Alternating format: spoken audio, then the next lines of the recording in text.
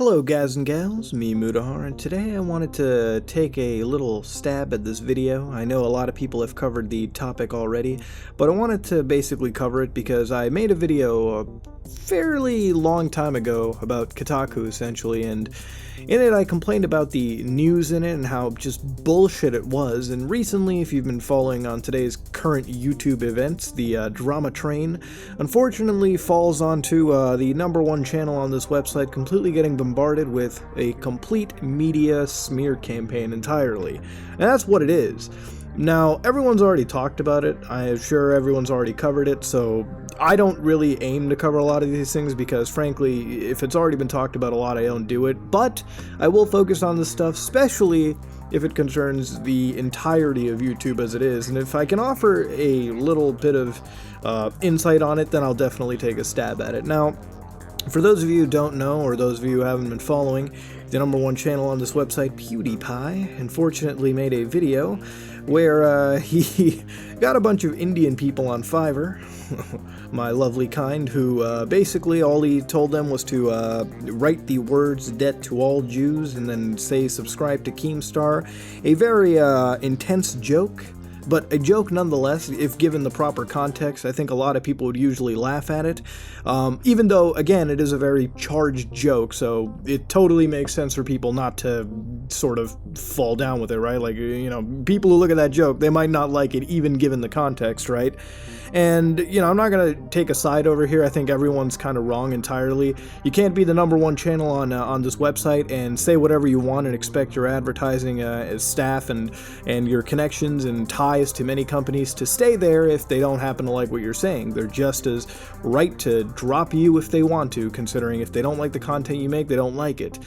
And PewDiePie hasn't done this, you know, the first time. There was a long time ago with Machinima, remember that channel?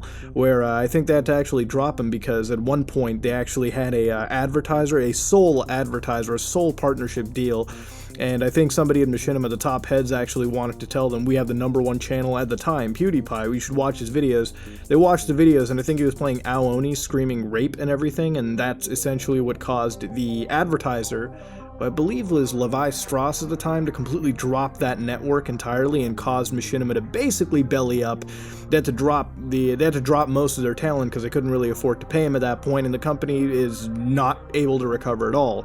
So it's not the first time what somebody has said over here has kind of landed them in hot water with their network of choice.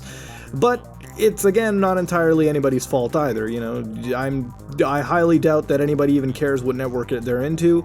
Frankly, a little tangent on the side, multi-channel networks are, for the most part, kind of bullshit. They just basically take a chunk of most YouTubers' earnings and really don't get much in return out of it. I mean, most channels are still unmanaged, so basically we still get content ID'd and we still get a bunch of shit thrown our way.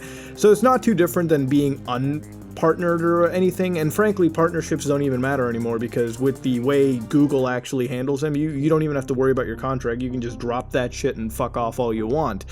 And that's the reality of the situation. Multi-channel networks are still governed by Google, and you might as well just let Google govern everybody and not bother signing on with a network in any case. So no loss over there. Most of the times the networks are kind of bullshit unless you're with somebody at the top. Maybe you get something out of it, but I don't know. I didn't really get a whole lot out of mine. Not saying that I don't like them or anything. You know, frankly, they're some fine people, but you know, I've got no ill wills toward Maker Studios or anything like that, and they've definitely been nice to me, courteous in any email, and frankly, I wouldn't really give a crap. What I do kind of have an issue with is the news companies involved in actually spreading this smear campaign, and the reason why I'm involved in it is not because of the actual content creator themselves. I could care less about who the actual person it was. It could have been fucking, it could have all people have been Smosh for all things. I mean, who the fuck still watches Smosh? I don't know. I haven't seen them in like fucking years. You know, but the thing is, I'm saying years as I actually like regularly watch them. I haven't seen them at all, really. So the thing is that it could have been fucking anyone at this point. It really could have been anybody that somebody targeted. But the thing that got me was how bullshit a lot of these claims were. In fact, it made me so much so that I actually bothered even tweeting about it. It takes a lot of energy for me to really bother tweeting about something, but if it means a lot to me, oh, I'll cover it. I'll definitely make a mention of it, and it tilts me so much knowing what's going on right now that I had to actually make this kind of video, because it's not the first time these news companies have done some outlandishly retarded shit anyways. It's almost like the deep web creepypastas to me too. I feel like there's a lot of sensationalism, and for the most part there is way more lies than there is even a sliver of the truth being given over here. Now, is the joke in PewDiePie's video really, really bad? Yeah, it kinda is to some people, but given the context, I think most people, you know, with a level-headed sense of humor can kinda laugh at that. You know, if somebody made a joke about Indian people, and me in particular, or anybody, I'm the kind of guy that would probably laugh with it and just say, funny joke, and that's really the end of it. I don't get heated about it, but again, I can't speak for everybody. People get fucking pissed. People have the right to be anybody has the right to be tilted at that joke. By all means, go for it, just as you have the right to not be untilted at the joke.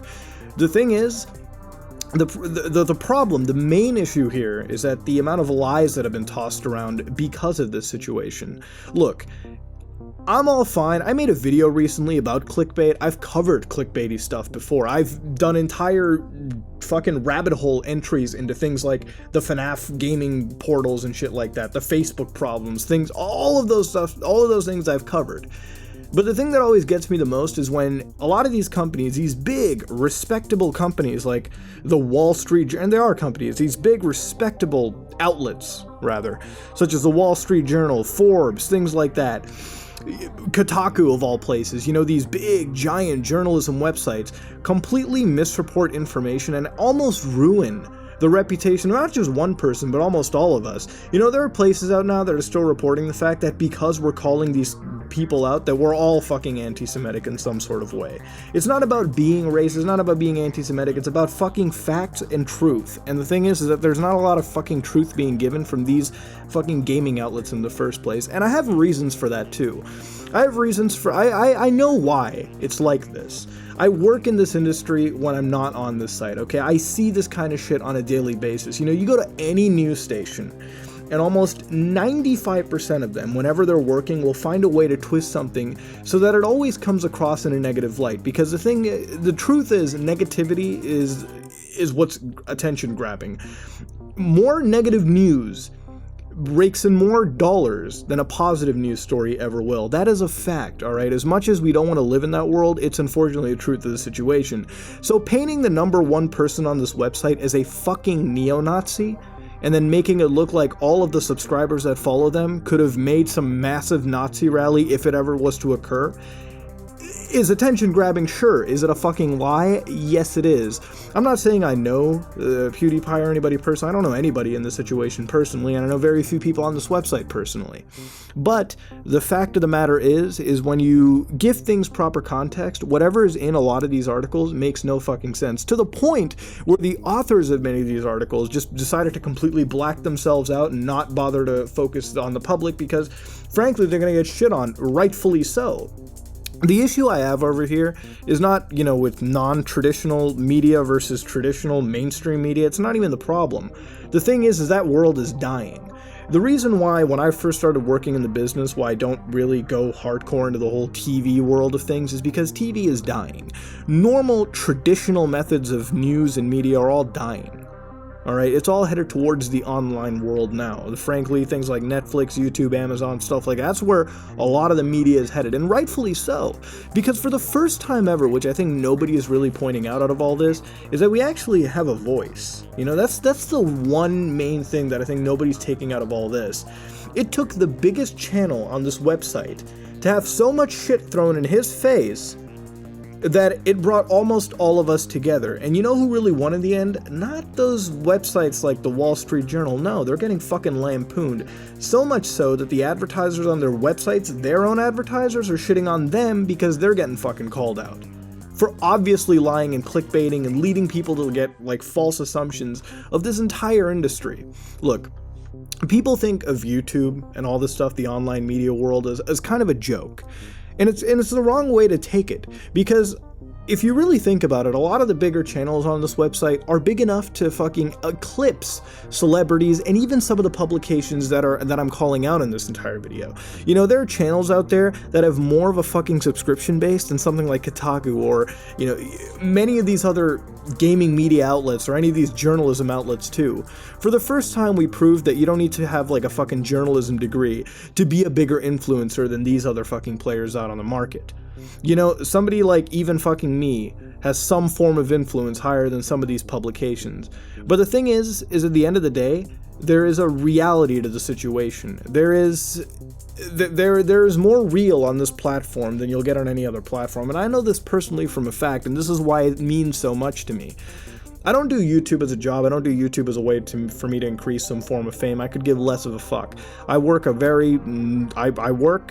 a normal fucking life. I play video games and record me playing fucking Operation Raccoon City with Kyle, and I post it to the internet, and people seem to like it, and that's the end of my day. And I can fucking live happily with that.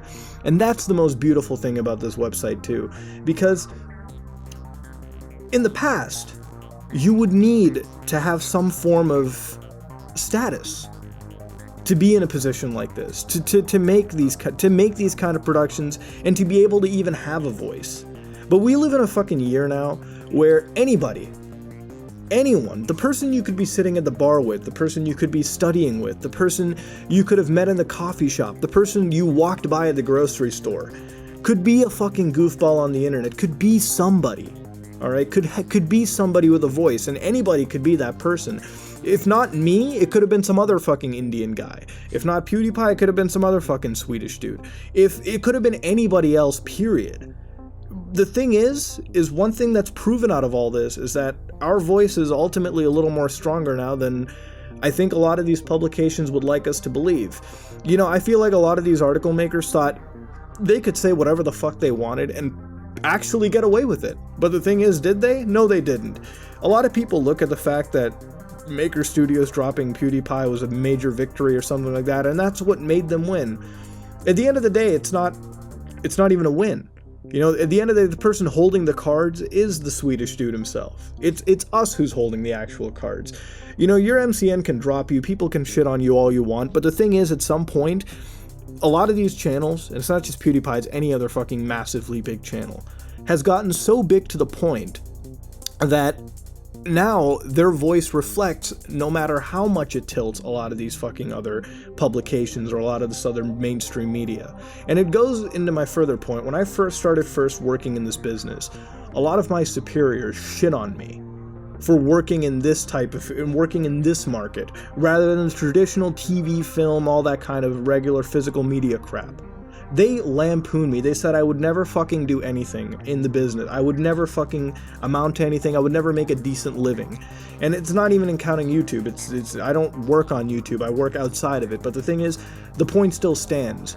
We live in a world where now it's shifted so much that I think a lot of the old people who are into this fucking system absolutely despise the fact that the system is shifting like this. And I know I've kind of went off on a tangent, all the way switching from that original, like, all the way from the original point, kind of, but that's what I wanted to do. I wanted to tell you that the biggest part about all this is we do ultimately have a voice, and as much of a smear campaign that was run, it's a smear campaign that failed, and that failure is a big thing to withhold, because we could have been shit on. You know, PewDiePie could have been shit on, and then the next day it could have been somebody fucking else. And then it could have been somebody else the next day. But the thing is that as much as people on the internet like to fucking go at each other's throats, trust me, drama's a big thing on this platform. It was great to see that at the end of the day, every single person, content creator or content viewer, banded together and decided, we're not going to let somebody smear someone, obviously, for some bullshit reasons. So, point to take of all this is that we're a lot more stronger than we kind of think we are. And I think we should take that with a little bit more pride and a little bit more class and some more respect and say, you know what? That's what makes us a little more respected in this industry as well. And we shouldn't take what we do lightly. Whether you have 0 subscribers or 100, well, whether you have 100 subscribers or like 100 million, you still have a voice. And you have a voice that 100 people to 100 million people, or even more than that, can hear and have the potential of hearing. And I think we should embrace it. You know, a lot of these sites honestly are tilted at the fact that a lot of these YouTubers are making the money, and they're making way more money than they ever could. These publications could. And while it tilts them, let it tilt them all they want. But I think one thing to take out of all this is that, sure, you can say whatever the fuck you want, but at the same time, you also can't lie about someone however you want to. And it's going to have consequences biting down on your ass. Whether an MCN drops you and you lose your YouTube Red series or whatever the fuck happens, you still have the support of the entire community behind you. And I think that's worth more than any money. That's worth more than any brand deal could ever get you, because that's what keeps you alive on this platform, and frankly, that's what keeps this platform alive as a whole. So, at the end of the day, is a smear campaign, you know, something that I find truly evil, truly bad? Yes. But at the same time, it's also a blessing that I look at. Silver linings and all that good stuff. They might have lampooned somebody, but at the end of the day, it reflected on not us as a community coming together, but frankly, standing up against against this kind of bullshit, kicking up against the community, against this new form of media. And at the end of the day, after this whole thing blows over, the landscape is going to shift. And it really will shift. And I think that's the thing you can take away from all this. So whether you're on the extreme end of content production, jokes and whatnot, or on the very light end, this benefits all of us. And I think, you know, for the first time, we kind of have to really thank PewDiePie for taking the for taking it, for just being there and taking the punches. I'm going to end this video over here just on that thought. If you like what you saw, please like, comment, and subscribe. Just like if you dislike, let me know what you thought about this in the comment section below. This meant a lot to me, and I just wanted to know what it means to all of you. Thank you for watching. I am out.